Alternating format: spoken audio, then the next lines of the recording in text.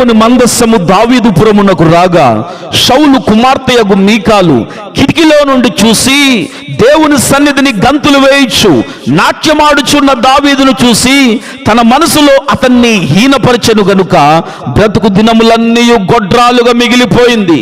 షెకెము మనసు యాకోబు కుమార్తె అయిన దీన మీద ఉంది గాని దేవుని మీద లేదు గనుక షెకెము వలన రక్తపాతం సంభవించింది. గెహజీ మనసు నయమాను తెచ్చిన వెండి మీద బంగారం మీద వస్త్రం మీద ఉంది గాని దేవుని సేవ మీద గాని దేవుని సేవకుల మీద గాని లేదు గనుక కుష్ఠరోగం పొందుకున్నాడు.